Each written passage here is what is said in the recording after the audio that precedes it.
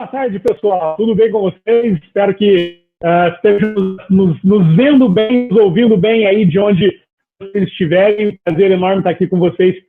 Mais esse encontro, essa live, mais esse bate-papo aqui incrível.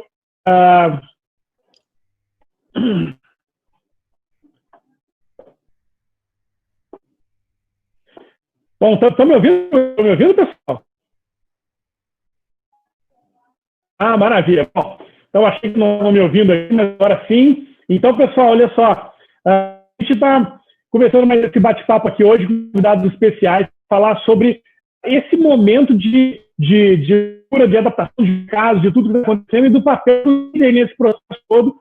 Como os líderes das empresas precisam posicionar em tudo que está acontecendo nesse mercado, entender quais são esses movimentos e tudo aquilo que sorteia a história toda maluca que a gente foi lançado, jogado nesse tempo todo aqui.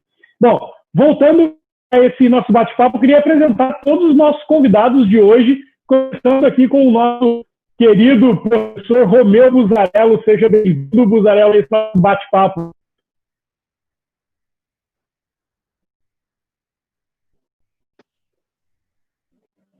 Maravilha! Quero também apresentar aqui o Cristiano Cruel. Cruel, seja bem-vindo para esse nosso bate-papo. Dá um oi para a gente, Cruel. Olá, Júnior. Olá, pessoal. Júnior, eu acho que teu som tá dando umas falhadas, não sei se é para mim, eu acho que para todos aqui a gente está te perdendo em alguns segundos aí. Então, se a gente não responder rápido é porque talvez a gente te perdeu aqui, tá? Mas vamos lá, a internet é brava para estar segurando essa Covid. A internet, eu estou até admirado que o mundo ainda não parou digitalmente. E eu dou boa tarde a todos aqui. Vai ser muito legal trocar aí com grandes mestres que estão conosco aqui hoje, né, Júnior? Isso aí, eu já quero também apresentar o Vicente Paulo, grande Vicente, que está lá acompanhando bem direto de Luiz do Maranhão. Vicente, bem-vindo também para essa nossa conversa. Eu que agradeço o convite, Júnior. Um abraço a você, um abraço ao Cruel, ao Romeu e a todos que vão nos acompanhar aí nesse bate-papo. Um prazerzão imenso estar com vocês. Maravilha, pessoal. Então vamos lá, vamos começar o bate-papo aqui. Cruel, te peço, se eu ficar ruim no meu áudio, se cair alguma coisa, assume essa condução do nosso papo. E primeiro, trazer para essa nossa conversa, o nosso professor, o grande Romeu Buzarello, para falar um pouquinho sobre os desafios aos quais nós fomos lançados agora nessa pandemia. Né? A gente já falando sobre esse processo já há bastante tempo, 90 dias só dessa busca por algo diferente, essa busca por entender o que vai vir depois. Mas nesse processo, a gente foi lançado num cenário de completa instabilidade. E para muitos, essa instabilidade, essa imprevisibilidade é algo novo. Para nós que já estamos envolvidos nessa nova economia, isso já é normal há um tempo, né? Júnior, me permite aqui, o teu áudio está falhando muito. Eu proponho que você saia e volta aqui, que eu acho que nós vamos tentar. Em tecnologia é assim, ó, quando a gente entra no pavor, dá um Ctrl Alt Del e ore. Então vamos ver se funciona. E eu vou fazer. Spray and pray. Spray. Maravilhoso, Cruel, maravilhoso. Pray, né? Espalha e reza. É isso aí, né? Maravilhoso. Se funcionasse em automóvel, né, Vicente, é aquela piada antiga. Sai todo mundo, entra, bate a porta de novo que ele vai pegar. Então eu volto aqui, comando com o Júnior, e a gente nem fez a introdução do Buzzarello, ele não captou. Buzzarello, dá teu boa tarde aqui pro pessoal. E o Júnior nos provocou aqui a trazer a nossa perspectiva sobre esse mundo mais, vamos usar o termo, imprevisível. Então, bem-vindo aí, Buzzarello. Obrigado. Obrigado, Cru. Obrigado pela oportunidade, mais uma oportunidade de estar com vocês aqui, com a audiência da Startse. Parabéns aí pelo trabalho de vocês, por esse trabalho espetacular. Vocês estão dando um exemplo do que é reinvenção de negócios, do que é mudar rapidamente. Eu me recordo que quando eu conversei com você no dia 15 de março, quando nós entramos em isolamento, vocês já estavam pivotando o negócio. Nas minhas aulas, nas minhas palestras, eu não canso de recitar a Startse como um exemplo de uma empresa que ensina e que faz, né?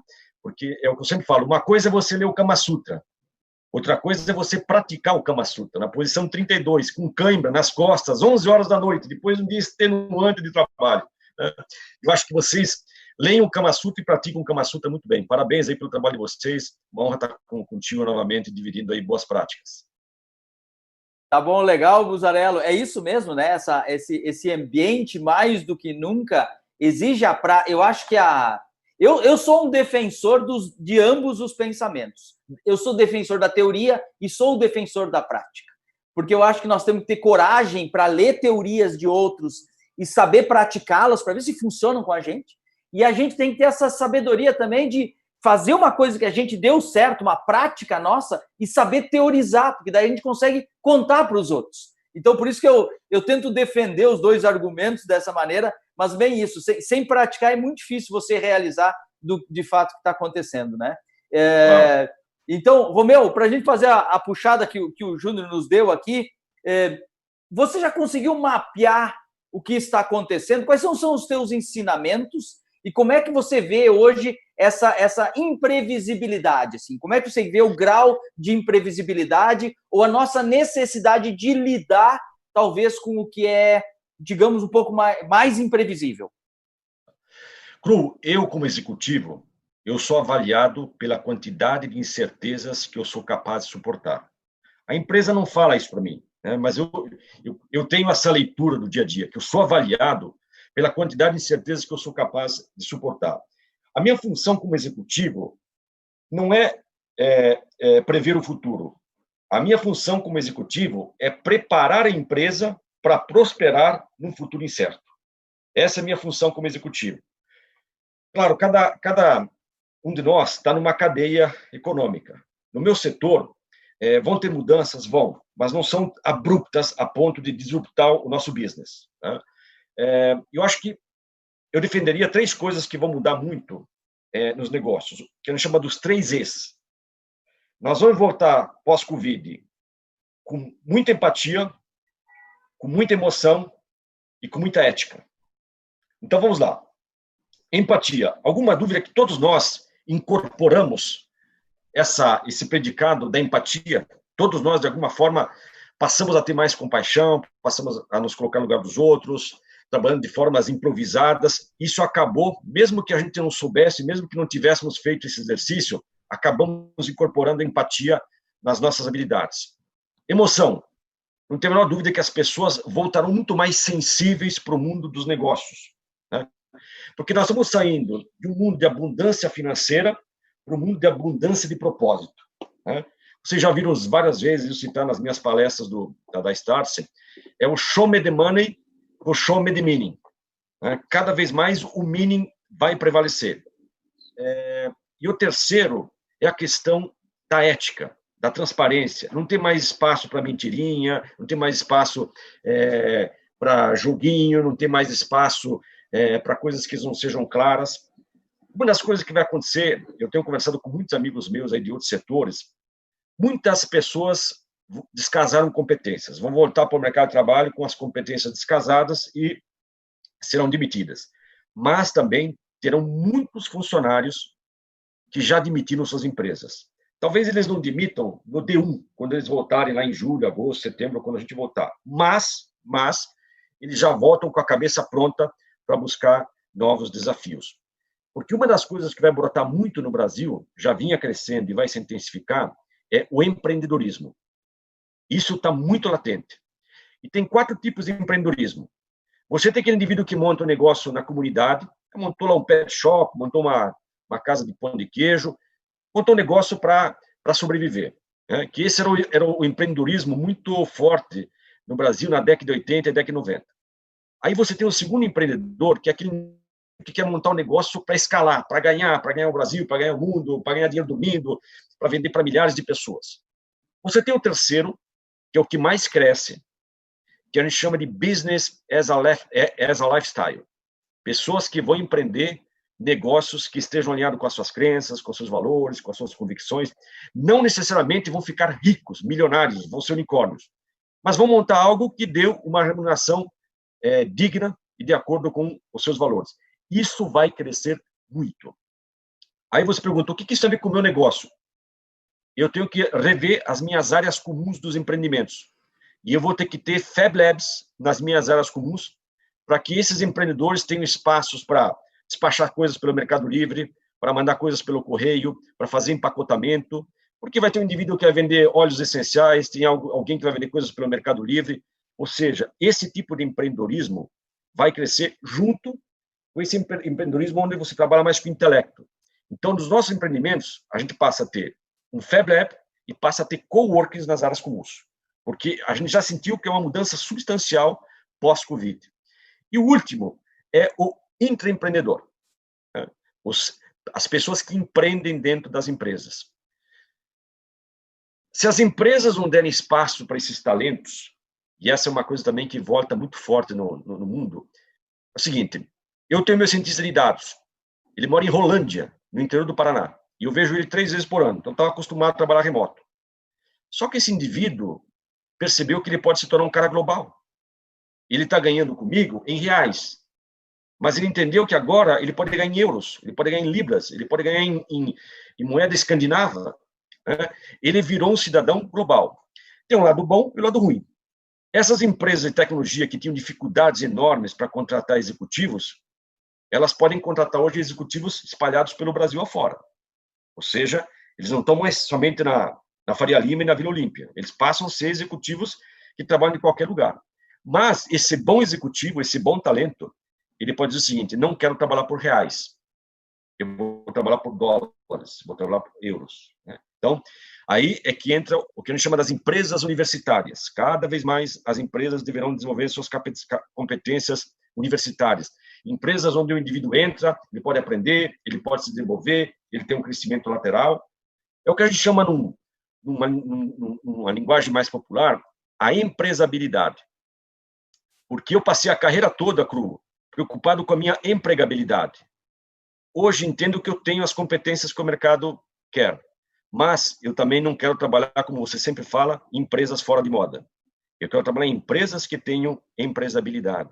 Então, essas questões todas do mundo dos negócios, elas já vinham sendo discutidas. Agora, elas estão muito mais evidentes. Né? E isso vai demandar um estilo de gestão completamente diferente. Uma delas é que você tem que se acostumar a trabalhar, a ter confiança nas pessoas, porque você não vai ter mais a gestão à vista. Né? E nós somos executivos preparados, moldados a vida toda para ter uma gestão à vista. Ver a tua equipe todo dia no teu campo de visão.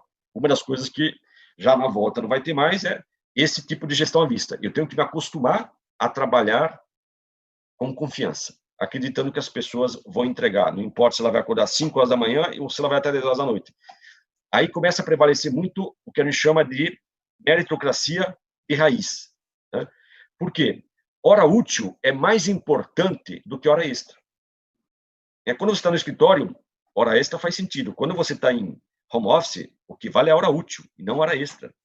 Então, isso também vai demandar mudanças substanciais, sobretudo em executivos que foram a vida toda moldados pelo PCC, Planejamento, Comando, Controle. Então, essas são as mudanças sutis, e nós estamos falando de gestão. Talvez na segunda parte da nossa conversa, a gente vai falar de negócios que vão disruptar. Mas esses hábitos, essas formas de gerir, elas vieram por terra, caíram todas. A gente vai voltar com menos estratégia e muito mais psicologia. Muito mais psicologia e menos estratégia. Porque os 3 E's vão estar muito presentes no dia a dia das corporações. Legal, Buzzarello. Ética e empatia. Anotei, empatia, emoção, ética. Conecta muitos pontos para mim aqui. Júnior, 3 vezes, perdão. Eu adorei ficar aqui de host, Júnior, agora. O Júnior já voltou.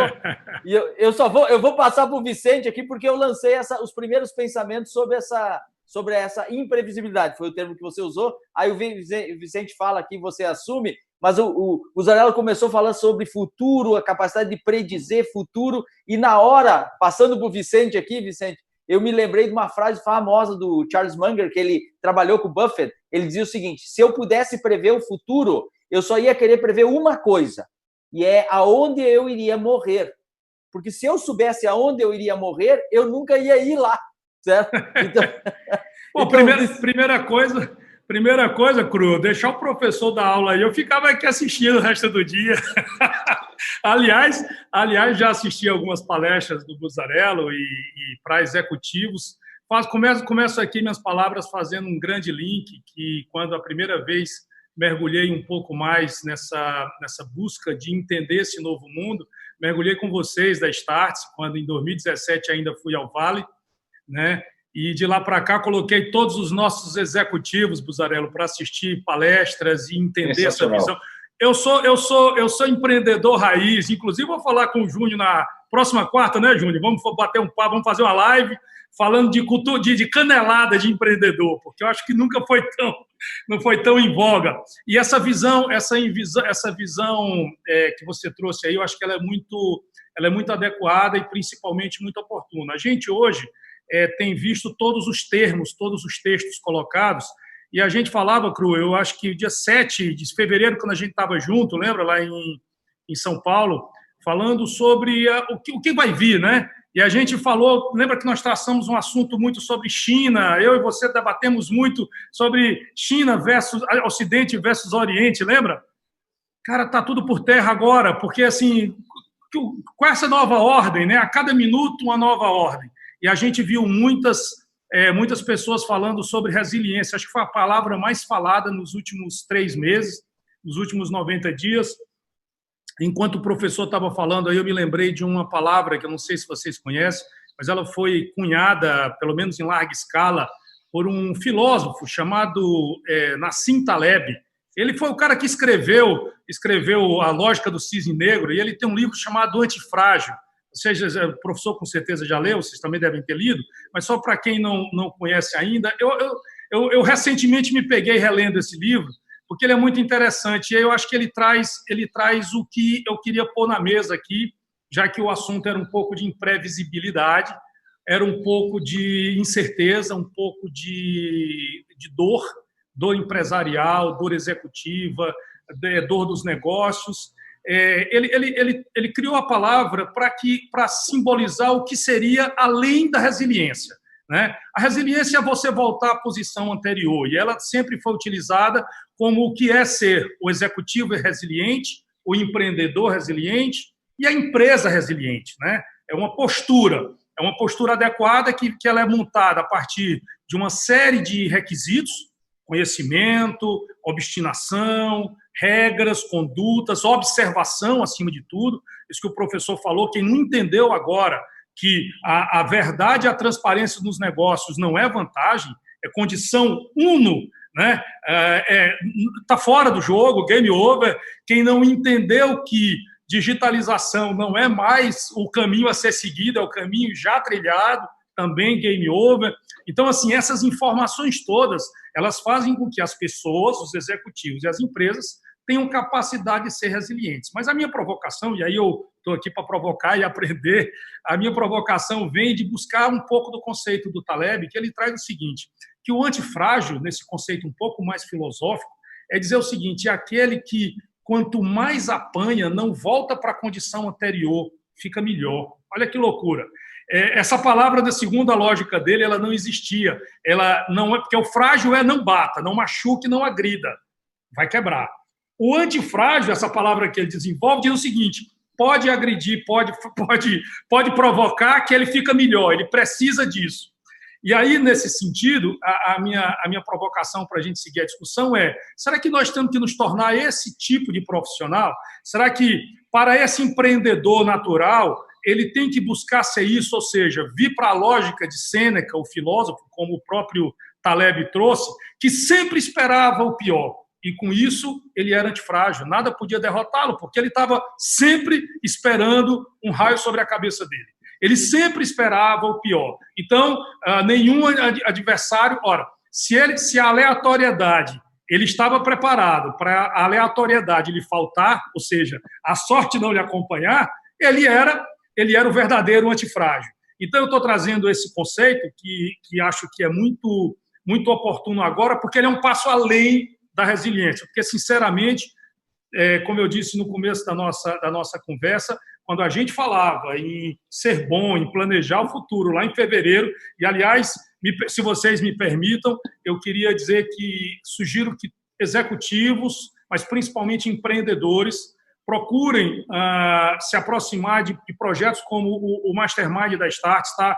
Júnior, Cru, eu disse isso quando conversei com o Pedro, quando conversei com o Benvenuti, porque, assim, o que o empreendedor tem nessas horas a não ser trocar informações, trocadores, cara, conta como é que foi, sabe, conta o que tu está passando, porque nós passamos dores, nós temos que tomar decisões difíceis e, acima de tudo, é esse empreendedor que você falou aí, Romeu, que vai fazer o país se recuperar.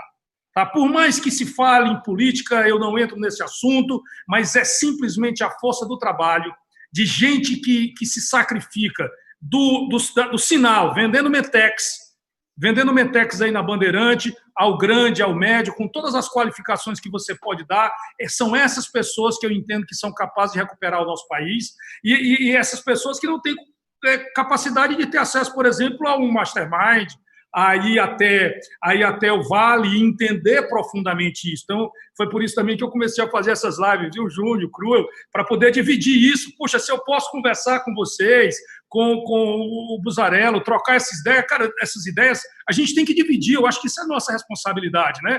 Eu acho que quando você partilha a dor, você passa a ser parte da solução. Eu acho que essa é a minha primeira provocação e tentemos entender o que é essa antifragilidade que o Taleb trouxe tão bem, né? E conseguiu traduzir Sêneca para o Covid.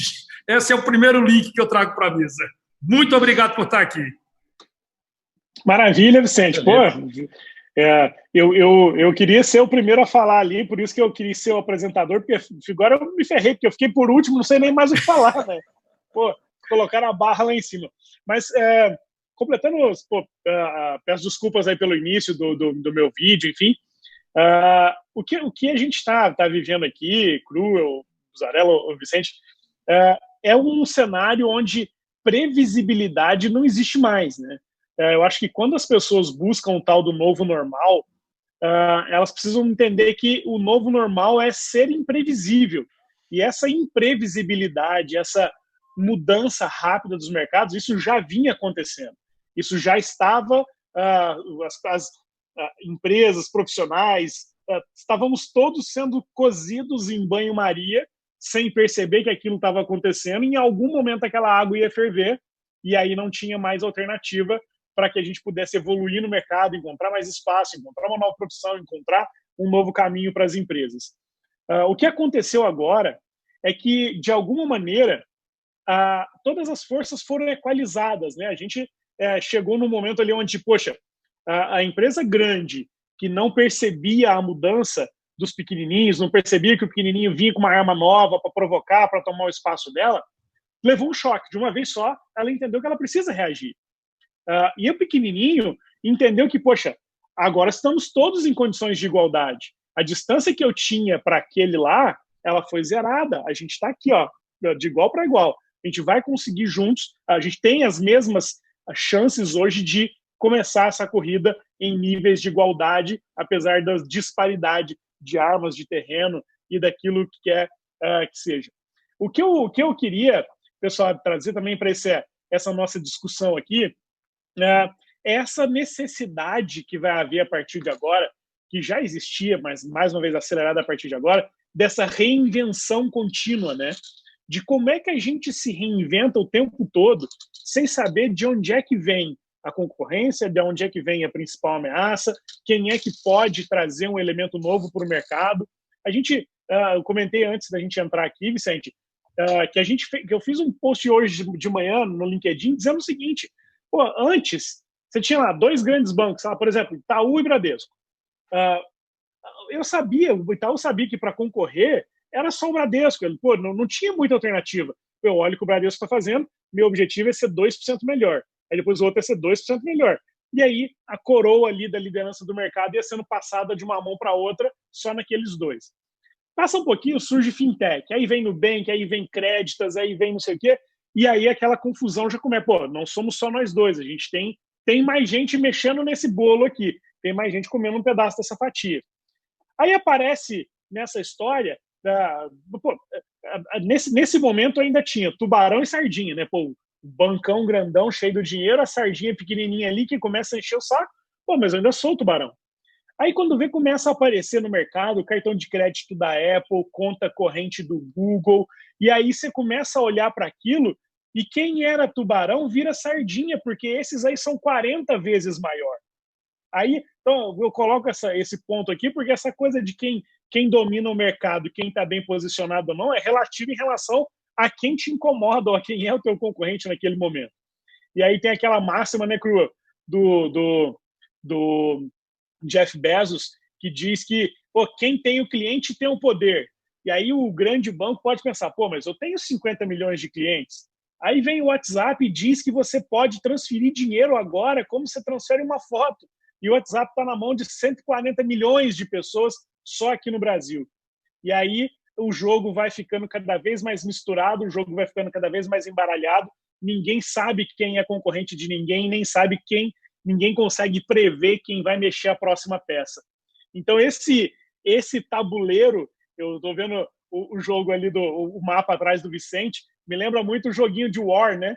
Jogar War era uma beleza, porque tem que atacar aquele ali, mas não deixa aqui desguarnecido, conquistar terreno, buscar espaço. A gente não sabe que peça que vai ser mexida agora e como ela deve ser mexida. A única certeza é que ficar parado vai definitivamente nos engolir. Certo, meus colegas? Só para ilustrar, eu comecei com esse mapa aqui fazendo minha estratégia, só que ele já não serve mais. Meus concorrentes hoje são globais também, tá? Voltando a esse caso do WhatsApp, o caso do WhatsApp no Brasil é um dos maiores cases de inclusão social do mundo. E quando você divide os setores na economia, você tem o primeiro setor, que é o setor privado, o segundo setor, que é o setor público, o terceiro setor, que são os das ONGs, e tem o que a gente chama o setor 2,5, que a gente chama de big companies, né? Que são empresas de impacto social. Se você olhar para o WhatsApp hoje é o maior case brasileiro de setor 2,5, né? Porque, em princípio, o WhatsApp não ganha dinheiro, certo? E quando ele inclui 130 milhões de brasileiros, ele está fazendo o quê? Um serviço de impacto social enorme. Ou seja, é uma empresa que está debaixo de uma empresa do segundo setor, que é o Facebook, mas ele, enquanto produto, é um produto 2,5, né? É um produto de alto impacto social, quando você vê que ele conseguiu bancarizar 130 milhões de brasileiros, né? O telefone celular no Brasil foi um dos maiores cases de inclusão social que se tem conhecimento no mundo, né? É um dos poucos países que você tem uma densidade per capita de mais celulares do que pessoas, né? Então, eu acho que nesse novo contexto, eu gosto muito do José Mindlin. Eu não sei se vocês sabem quem foi José Mindlin. José Mindlin foi o dono da Metal Leve, né? O Vicente Paula conhece porque é do mercado automobilístico. Foi um dos maiores empreendedores que o Brasil já teve na sua história recente do capitalismo. E na década de 80, ele foi o primeiro brasileiro a montar uma fábrica na Carolina do Sul para fazer autopeças, né? E ele foi muito visionário em construir essa fábrica, e ele foi muito visionário em vender a Metal Leve no momento certo. Ele vendeu a Metal Leve assim, no momento exato, quando ele percebeu que ele não conseguiria mais competir com os players globais. E aí depois ele se dedicou boa parte da vida dele a ser um bibliógrafo. É um dos maiores bibliógrafos da América Latina, deixou mais de 20 mil títulos para a USP, tem um prédio hoje na USP dedicado a ele. E uma semana antes de ele ter alta celestial, né, de ele morrer, ele chamou os filhos e pediu para que os filhos colocassem no jazigo de cemitério uma mensagem. Se você for lá no Morumbi, está lá essa mensagem gravada no jazigo de cemitério dele.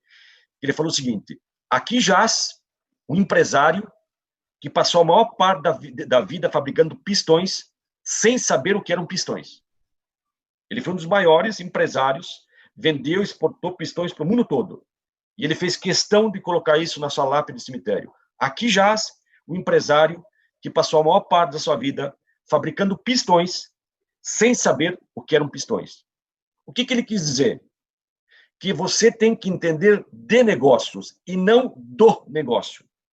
E quando você olha para um cenário, sobretudo brasileiro, você vê muitos empresários que entendem do negócio e não de negócios, porque não conseguem compreender esse novo zeitgeist, esse espírito da época. Então, vamos pegar um exemplo de uma empresa clássica brasileira, Editora Abril. Bola Cantada, a gente falava lá em 2010 que ela não sobreviveria, não pela incapacidade deles de vir ao jogo, mas porque eles tinham cabeça de gráfica. Então, você pega lá a revista Você S.A., uma revista de carreira, de autodesenvolvimento, faturava aí 15, 20 milhões por ano para vender anúncio de página dupla da Michael Page. Aí você olha para a Cato, que fatura 350, 400 milhões, deve estar por aí, já chegou a bater esse número, não sei como é que está hoje, mas enfim, fatura esses 400 milhões por ano. O que a Editora Abril devia ter feito? A Editora Abril devia ter tirado o CTO da Cato, traz ele para Você S.A., monta a Você S.A. vagas, e se ela pegar 30% de share da Cato, é 120 milhões, sem um centavo de investimento em CAPEX. Não teve CAPEX. É uma sala comercial de 300 metros com 20 talentos montando a Você S.A. vagas. Mas a empresa tinha uma cabeça de gráfica, de papel parado, imprima Veja, imprime Exame, imprime Você S.A., e não conseguiu entender que ela podia ter pego a revista Você S.A. e feito um portal de empregos. Então, quando você olha hoje para uma Revelo, você olha para uma Orkana, você olha para uma e-Lancers, para 99 Freela, todas essas empresas, essas eram indústrias que a Você S.A. deveria ter entrado, né? Mas ela foi incapaz de enxergar. Por quê? A Editora Abril olhava para quem? Para a Editora Globo, dava para a Folha, olhava para o Estadão, que eram os concorrentes, né, Júnior? Previsíveis, né? Hoje, quando você olha para, você vê as livrarias do Brasil, a sua grande maioria, passam por dificuldades, né? A área mais nobre de uma livraria, de uma mega store de livraria, era a área de CDs e DVDs. E hoje ninguém mais compra um CD e ninguém mais compra um DVD. E eles tomaram uma bolada nas costas de uma empresa sueca e de uma empresa americana, do Spotify e do Netflix. E desapareceu. Não se vende mais CD e DVD, uma área nobre de altíssima rentabilidade, né? E quando você olha para livros, eu vejo o meu hábito como mudou hoje. O meu principal livro didático é o WhatsApp. Mas não é o WhatsApp para ver as mensagens de família, bom dia, boa tarde, vai São Paulo, vai Corinthians, não. Eu participo aí de 12, 13 grupos de altíssimo impacto, onde eu recebo um conteúdo de altíssimo impacto. Então, hoje, no final do dia, eu vou ficar aí das 7 até as 10 horas da noite relendo várias coisas que entraram nesses grupos de altíssimo impacto e estou deixando de ler esses livros, que não fazem mais sentido, né? Por quê? É como a gente fala do currículo e do LinkedIn. Qual a diferença de um currículo e do LinkedIn? O LinkedIn fala do passado, quem você era. O currículo fala quem você era, o LinkedIn fala quem você é. O livro já está falando do que era passado. Quando você está nos seus grupos de WhatsApp, que você recebe vídeos, gráficos, infográficos, textos, fotos, você está sabendo o que está acontecendo agora. O ruim é que você lê muita leitura informativa e pouca leitura formativa. E tem que tomar um pouco de cuidado para balancear, senão você fica com muita informação e pouca formação. Por quê? A informação é esquecível, mas o conhecimento é inesquecível. Mas, como executivos, eu tenho lido tanta porcaria nesse período. Eu leio decretos, eu leio protocolos, eu leio portarias, porque eu sou executivo. E dependendo do que sai lá, eu tenho que tomar as minhas decisões no dia a dia como homem de negócios. Mas eu acho que o maior problema, portanto, é que as empresas, os executivos, muitas vezes, eles conhecem muito do negócio e muito pouco de negócios. Porque eles estão dentro do ecossistema. Eles são monotema, monossegmento, monoindústria, mono tudo. Então, é um indivíduo que conhece tudo de construção civil, 30 anos de construção civil, mas não consegue fazer uma abstração de como a Brastemp, a Whirlpool vai ser um grande parceiro meu, ou o Pão de Açúcar vai ser um grande parceiro meu. Porque, a partir de 2023, quando entregar o imóvel, já tem empresa brigando para dar geladeira para os nossos clientes. Então, tem varejo que já falou assim, eu quero dar geladeira para o cliente, pelo amor de Deus, promete para o cliente, eu dou a melhor geladeira do mercado. Porque ele sabe que, a partir de 2023, se ele tiver a geladeira na casa do cliente, e ele puder colocar lá um sensor com 5G, que é o que a gente imagina que em 2023 a gente já esteja com 5G, aquela rede de supermercados vai abastecer a geladeira. Por quê? Na China, não é, na China, primeiro você vende, primeiro você entrega, depois você vende. De tão avançado que eles estão com os números. Nós vamos chegar lá também. Então, vamos pegar aqui um exemplo, um Pão de Açúcar, um Carrefour, um Bon Marché. Ele fala assim, eu te dou a geladeira, só que eu quero abastecer a geladeira. Né? E a pergunta que eu lhes faço, quem será o maior vendedor de geladeiras do Brasil? A Whirlpool, o Pão de Açúcar, uma empresa chinesa, porque a briga pela geladeira vai ser um negócio extremamente intenso a partir de 2023, 2024. Quem é o concorrente da Whirlpool?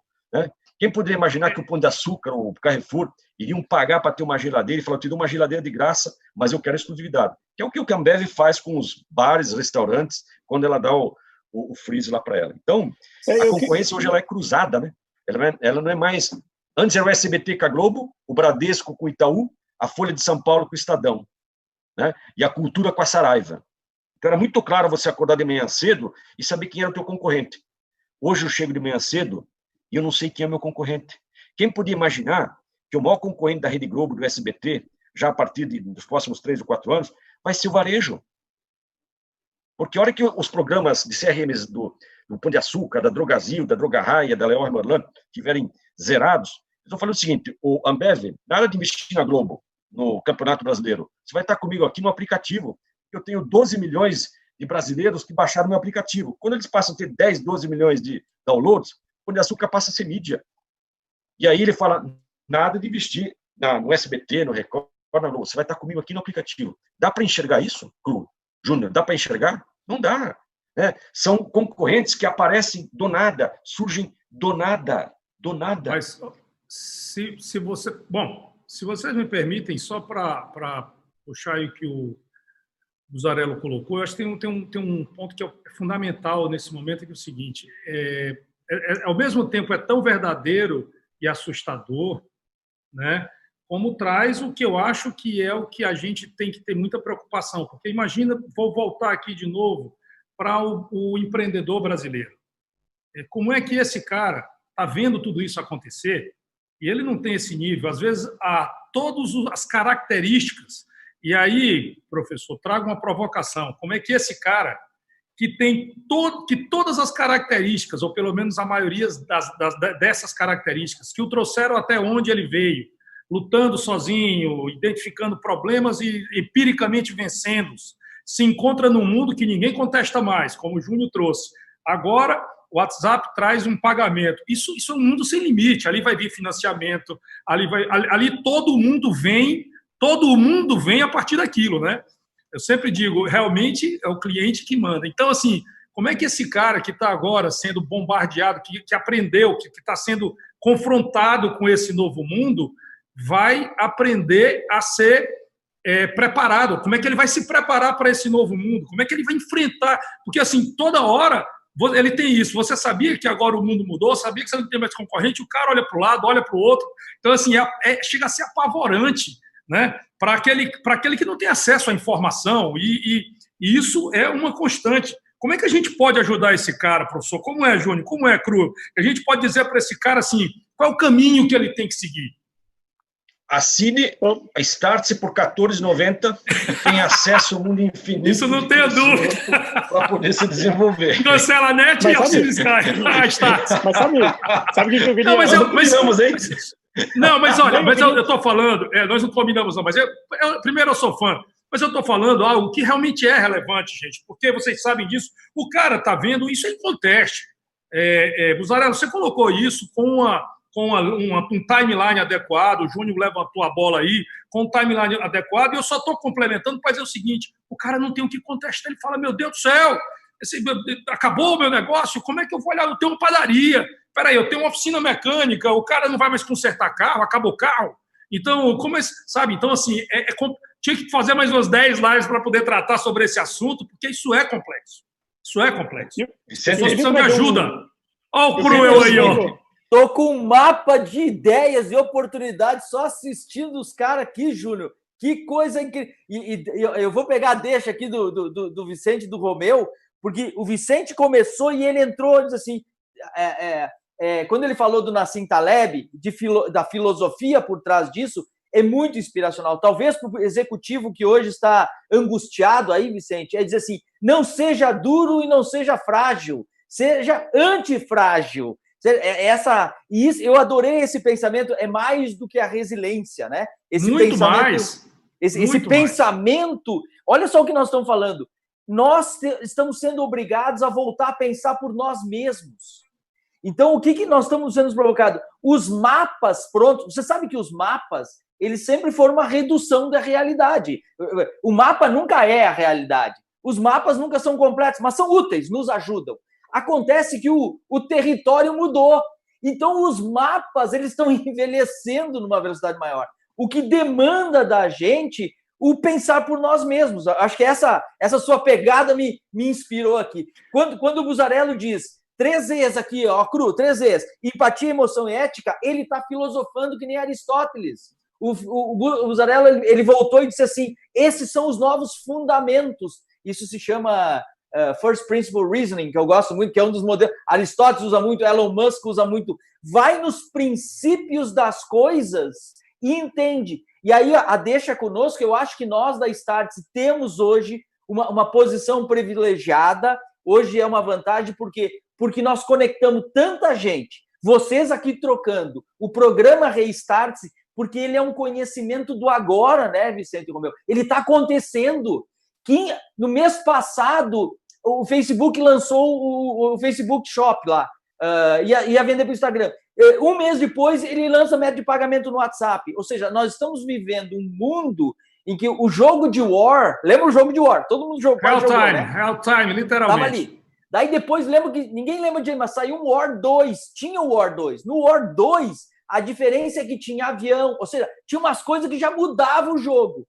Eu acho que se os caras fossem desenhar um War 5, eu não sei mais como é que eles iam desenhar o tabuleiro, mas ele ia ser uma coisa meio diferente. Só que eu acho que todos nós, executivos, empresários, profissionais, de qualquer dos outros 4 E's de empreendedor que o Buzzarello falou, nós temos que guardar a angústia e talvez embarcar nesse espírito antifrágil. Cara, pode bater que eu aprendo.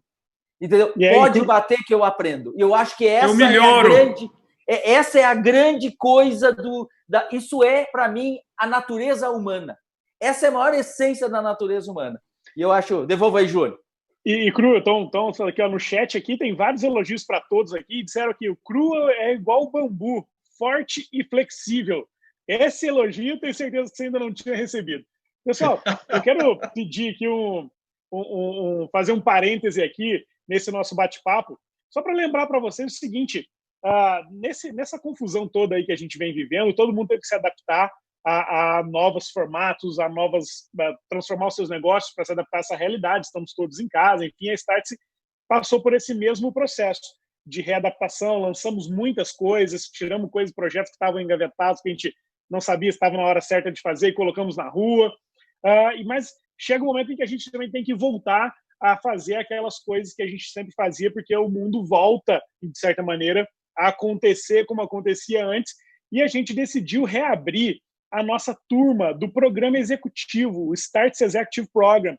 O Cru é o professor do Executive, o Buzzarello é professor, O Vicente foi nosso aluno. Eu não sei, Vicente, eu perdi o comecinho, mas não sei se o Vicente contextualizou. A empresa do Vicente de leilões, a VIP Leilões, é uma das maiores empresas de leilões do mundo. E o Vicente foi nosso aluno no programa executivo, continua sendo nosso aluno no Mastermind. Então, pessoal, nós criamos... Só aprendendo com os craques. É isso aí. Não sei se somos craques, estamos tentando. Mas a gente decidiu criar para vocês hoje aqui, para essa turma de reabertura dos cursos presenciais que acontecem em agosto, uma condição especial. Então, tem um desconto bem relevante para vocês se inscreverem para essa turma de agosto. Então, se você é o empresário, líder de alguma empresa, gestor, entra nesse botãozinho aí que está vendo do lado, quem está nos assistindo aí pela plataforma da Startse, tem um botãozinho aí de enviar mensagem. Você vai desbloquear um grande desconto para participar dessa primeira turma na volta, na retomada. É um incentivo que nós estamos dando para você para voltar a fazer esses processos de aprendizagem presencial, que, como o Buzzarello também fala, tem um elemento muito importante ali de hora bar, de conexão, de aproximação. Obviamente, essa nossa iniciativa de reabrir essas turmas presenciais segue todas as orientações do governo de São Paulo, da Secretaria de Saúde do Estado de São Paulo, da Prefeitura de São Paulo, todas as medidas de distanciamento, máscara, e, enfim, todos os cuidados, obviamente, serão respeitados, mas será um prazer enorme recebê-los de volta na nossa casa para o Startse Executive Program, que nós, orgulhosamente ou ousadamente, né, Cru, temos o prazer de dizer que é um MBA em 3 dias. Maravilha. Voltando aqui, pessoal, para o nosso bate-papo. Lembrando, clica ali no botãozinho do WhatsApp, quem está nos assistindo. Quem está vendo pelas redes sociais, não tem esse botãozinho do WhatsApp, mas pode me mandar um e-mail, junior@startse.com.br, que eu retorno a ligação para você, para dizer quais são essas condições. junior@startse.com.br é um curso para executivos, empreendedores e líderes de empresa. Vamos lá. Voltando nesse ponto aí mais quente dessa nossa discussão, o Vicente tem razão, daria para ficar aqui horas e horas discutindo esses temas, principalmente com essas cabeças que estão rolando aqui nesse nosso bate-papo. Vocês acham, Cruel, Vicente e Buzzarello, que a gente realmente está num cenário onde houve uma equalização dessas forças, vamos dizer assim?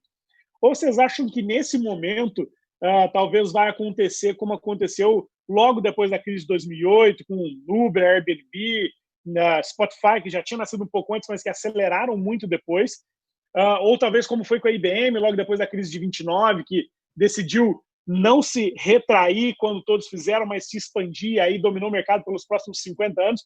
Vocês acham que vai haver muito uma nova leva de grandes empresas inovadoras surgindo?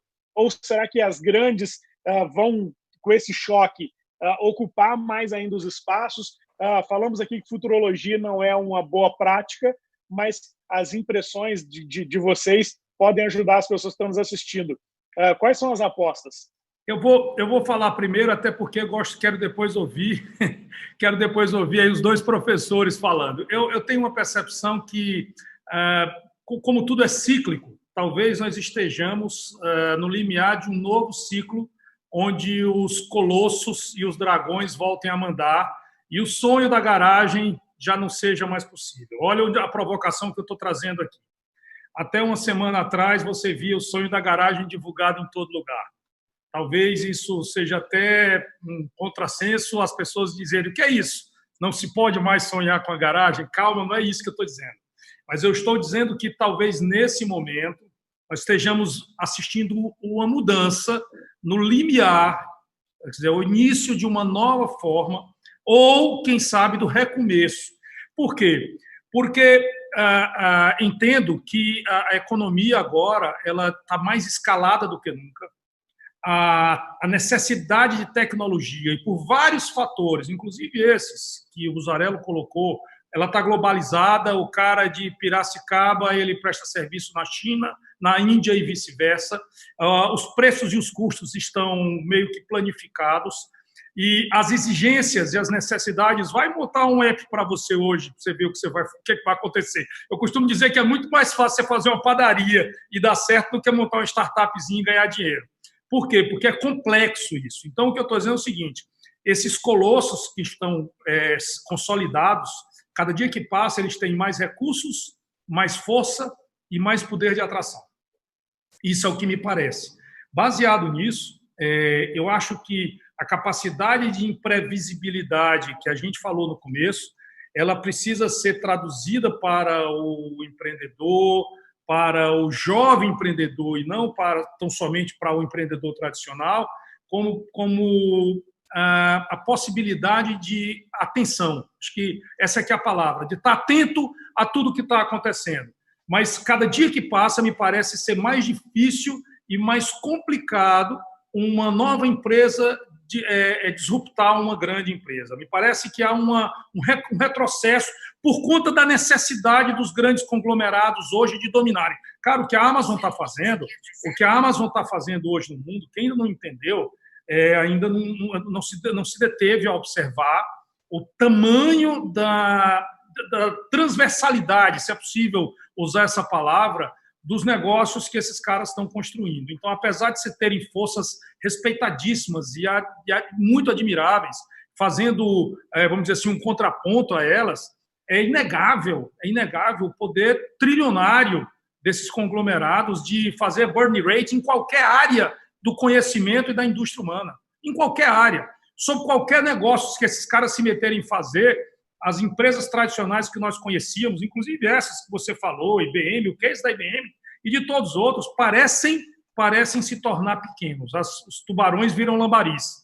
Então, eu acho que pode ser que o Covid também se torne de novo uma rodada no Globo no sentido de mudar de novo o sentido de que o cara da garagem faz um conglomerado. Não sei por quanto tempo essa verdade se estabelece. E só para terminar minha fala, Cru, você captou muito bem a minha provocação e quando eu falei para o Buzzarello como é que isso viria para o novo empreendedor, para o empreendedor, esse medo de tantas coisas incontestáveis e dizendo, você tem que saber que isso vai acontecer, eu traduziria isso, um pouco do que eu tenho dividido com meus executivos, é o seguinte, cuida da tua cabeça, cuida do teu coração, cuida do teu emocional e te prepara para o que vai vir, porque é assim que será. Esse é o novo normal. Não fica procurando o manual, lê tudo, lê 100 mil. Você vai ficar louco, você não vai saber tudo, não vai se preparar para nada. Esse é o meu conselho. Prepara a alma para batalhas, porque elas serão incontáveis.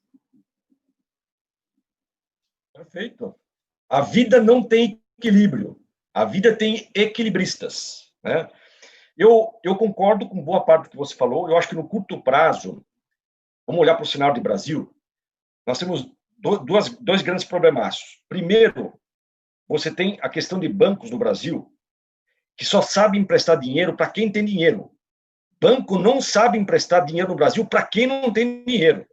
Então, o que acontece? Quando você pega essa legião de empreendedores, eu não tenho dúvidas, eles não vão conseguir sobreviver no curto prazo. Não tem dinheiro. O banco não vai emprestar dinheiro, ele quer 1000 garantias, ou ele vai te cobrar uma taxa de juros que não é praticável. Isso é um cenário Brasil. Eu acho que nós temos essa questão da incapacidade dos bancos de só emprestar dinheiro para quem tem dinheiro. O banco não empresta dinheiro para quem não tem dinheiro. Tá? Então, é um problema, sim, e eu acho que, nesse momento, os grandes vão passar por cima. Tá? E a outra questão, Vicente, é que, infelizmente, o nosso pequeno empreendedor, e quando eu falo pequeno empreendedor, é o cara da pizzaria, o cara da farmácia de bairro, o cara da sorveteria, o cara que faz conceito de smartphones, de notebook, toda essa galera toda, é um pessoal que entende muito do negócio, mas não entende de negócios.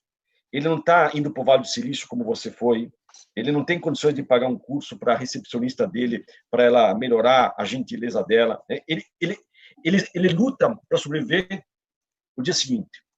Talvez agora ele se atentou que ele vai ter que dedicar parte do tempo dele para aprender.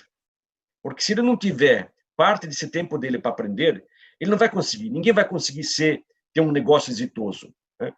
90% do meu tempo como executivo é pendência. Eu tenho um problema chato para resolver, problema que ninguém quer resolver, mas a empresa me paga muito bem para isso. Mas 10% do meu tempo é tendência. eventos, congressos, seminários, hora bar, conversas relevantes. Né? Uma das coisas que eu estou mais me ressentindo nesse período de isolamento é a ausência de conversas inesperadas.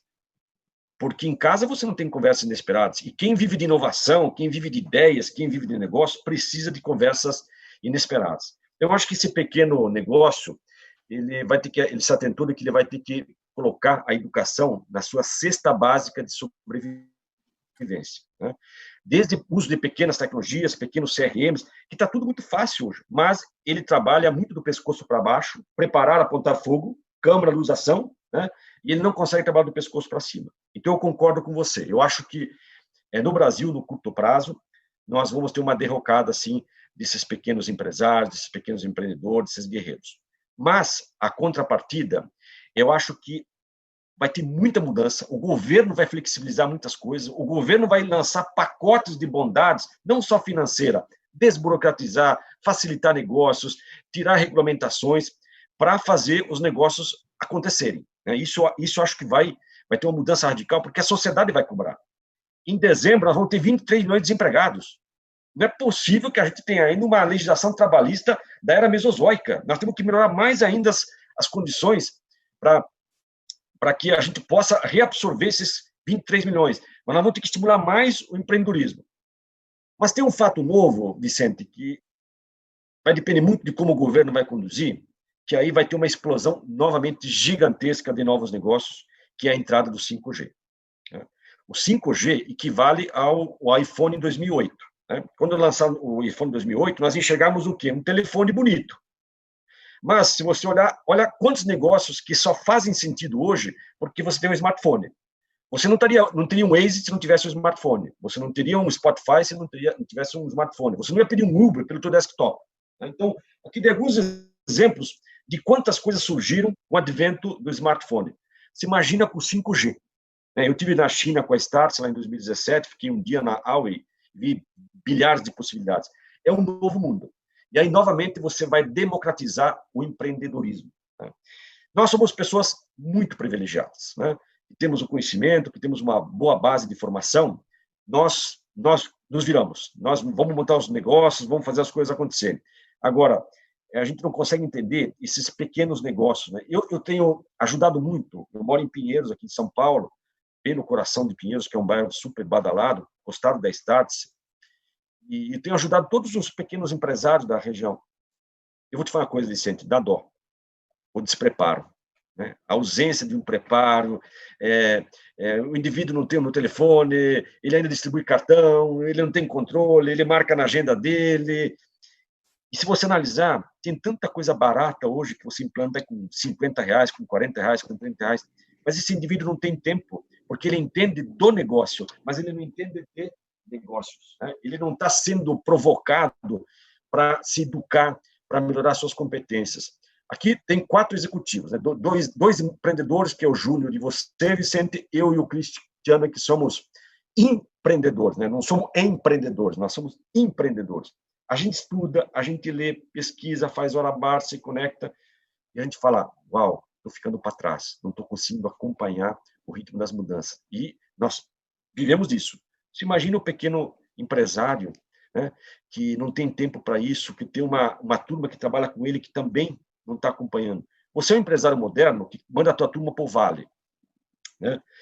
Quantas vezes, Neto, que a gente vai dar palestra pelo Brasil, dá aquela chacoalhada na galera, no final da palestra vem o dono da empresa e fala, Cru, Mussarello, puxa, muito bacana que vocês falaram, eu realmente estou alinhado e tal, mas o meu corpo de executivos aqui não vai conseguir promover essa mudança. Eles não entenderam o espírito da época, eles não têm a energia que eu preciso. O que eu faço?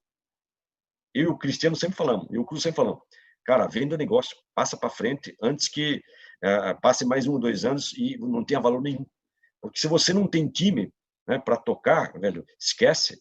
Bons tempos aquele que você só socializar o prejuízo. Hoje, para ter talento, o cara que entrega, você tem que socializar lucro.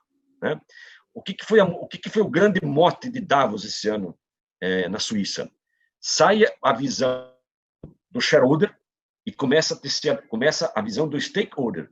Porque o capitalismo, Ele só focava o acionista, o shareholder, né? Claro. E em janeiro eles já vinham prevendo isso, né? Que nós temos que ter uma visão de stakeholders, porque o capitalismo só gerava propriedade, só gerava prosperidade. O capitalismo moderno tem que gerar prosperidade com prosperidade. Isso quer dizer o seguinte: ganha o acionista, ganha o funcionário, ganha o cliente, ganha a comunidade, ganha o sindicato, ganha todo mundo, né? É uma nova forma de se pensar o capitalismo, né? Não dá mais para ser extorsivo.